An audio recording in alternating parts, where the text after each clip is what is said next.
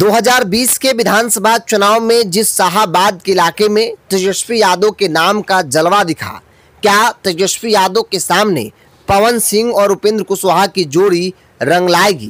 क्या 2025 के विधानसभा चुनाव में पवन सिंह, उपेंद्र कुशवाहा जैसे नेता मिलकर भाजपा और एनडीए गठबंधन को शाहाबाद के इलाकों में चुनाव जिता पाएंगे?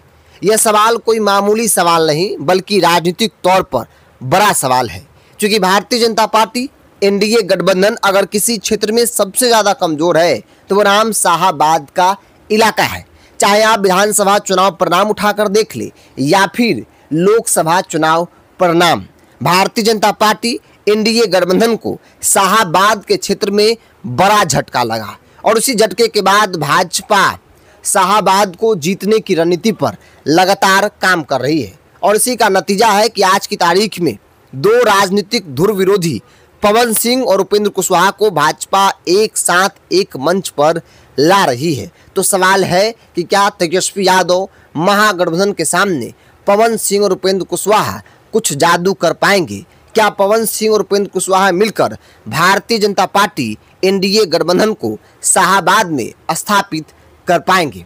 आगे बातचीत करेंगे, लेकिन उससे पहले नमस्कार, द इंडिया टॉप देख रहे हैं, मैं हूं आपके साथ बिरजू सिंह। देखिए, 2025 विधानसभा चुनाव को लेकर भाजपा लगातार रणनीति बना रही है। खास तौर पर उन इलाकों को भाजपा जीतना चाहती है जिन इलाकों में पिछली बार भाजपा का स्ट्राइक रेट बिल्कुल डाउन रहा, और उसमें से एक इलाका, एक मजबूत इलाका शाहाबाद है।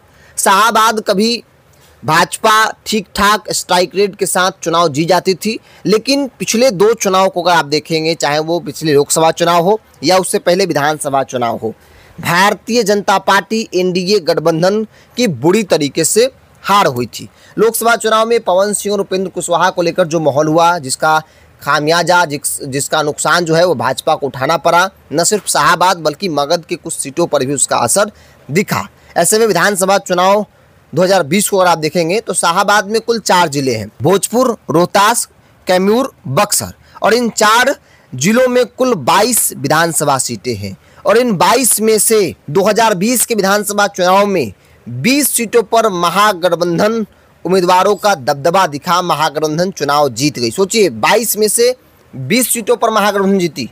हालांकि एक सीट लोकसभा चुनाव के बाद जो है तरारी खाली हुई, सुदामा प्रसाद के लोकसभा पहुंच जाने के बाद उस तरारी पर जब बाई इलेक्शन हुए तो वहां भारतीय जनता पार्टी जीत गई। तो कुल मिलाकर भाजपा 3 सीटों पर, आरा, बरहरा और तरारी सीट पर जीती। मतलब 20 में से, माफ कीजिएगा, 22 में से मात्र 3 सीट एनडीए गठबंधन के खाते में है। बाकी जो 19 सीट है वो महागठबंधन चुनाव जीती हुई है, और उसी 22 सीट पर भारतीय जनता पार्टी की नज़र है, एनडीए गठबंधन की नज़र है कि भाई किसी भी हाल में यहाँ पर स्ट्राइक रेट बहुत अच्छा होना होगा। शाहाबाद जीत लिए मतलब सरकार आसानी से हम लोग बना लेंगे, और इसी रणनीति पर भाजपा लगातार जो है काम कर रही है। लोकसभा चुनाव में देख लीजिए तो लोकसभा 4 लोकसभा सीटें हैं शाहाबाद में, और उन चारों सीटों पर इस वक्त महागठबंधन का कब्जा है। एक सासाराम महागठबंधन, काराकाट महागठबंधन, बक्सर महागठबंधन और आरा महागठबंधन, मतलब 4 के चारों लोकसभा पर महागठबंधन का कब्जा है। पिछली बार 4 के 4 एनडीए के खाते में गई थी, और इसीलिए सवाल है कि क्या पवन सिंह और उपेंद्र कुशवाहा जैसे नेताओं को एक साथ करके शाहाबाद को जीता जा सकता है। राजनीतिक तौर पर कहा जा रहा है कि पवन सिंह का अपना फैन फॉलोइंग है। पवन सिंह अगर भाजपा के साथ जुड़ेंगे, भाजपा के मंच पर, एनडीए के मंच पर होंगे तो उनका जलवा दिखेगा।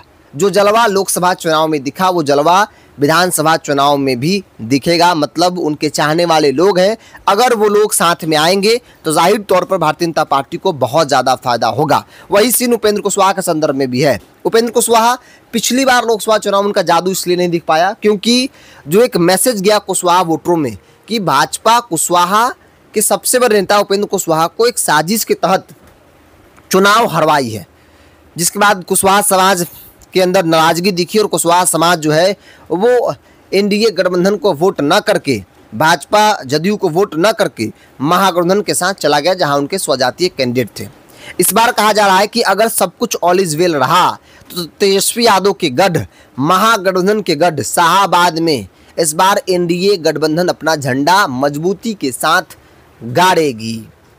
शाहाबाद पर विशेष फोकस भारतीय जनता पार्टी का है। किसी भी हाल में शाहाबाद को हम लोगों को जीतना है और इसीलिए कहा जा रहा है कि शाहाबाद के विभिन्न क्षेत्रों में पकड़ रखने वाले तमाम नेताओं को भारतीय जनता पार्टी एक मंच पर लाने की कोशिश में लगी हुई है। क्योंकि शाहाबाद में कोई नेता नहीं है बीजेपी के पास वैसा जो वोट ट्रांसफर करा दे। हाँ, पवन सिंह आया तो पवन सिंह का अपना एक फैन फॉलोइंग है, पकड़ है, तो इसका जाहिर तौर पर भाजपा को फायदा जो है वो मिल सकता है। उपेंद्र कुशवाहा की अपनी पकड़ है, शाहाबाद में उनका कैडर है और मजबूती के साथ पिछली बार भी चुनाव लड़े थे और परिणाम बेशक उनके पक्ष में न रहा हो, लेकिन जो वोट परसेंट आया है ऐसा माना जा रहा है कि उपेंद्र कुशवाहा की अपनी पकड़ शाहाबाद में है। और इसीलिए कहा जा रहा है कि अगर उपेंद्र कुशवाहा, पवन सिंह, आरके सिंह जैसे नेता अगर आपसी मतभेद को भुलाकर एक साथ आ जाते हैं तो भारतीय जनता पार्टी एनडीए गठबंधन शाहाबाद को लेकर जो सपना देखी है उसे साकार कर पाना संभव दिख रहा है। तो बहरहाल अब देखना होगा कि भाजपा जिस रणनीति पर काम कर रही है क्या उस रणनीति पर उसको सफलता मिलती है या फिर नहीं। बहरहाल आप क्या मानते हैं, आप अपनी राय को कमेंट्स बॉक्स में रखिए। इस पूरी रिपोर्ट में इतना ही। बहुत बहुत धन्यवाद।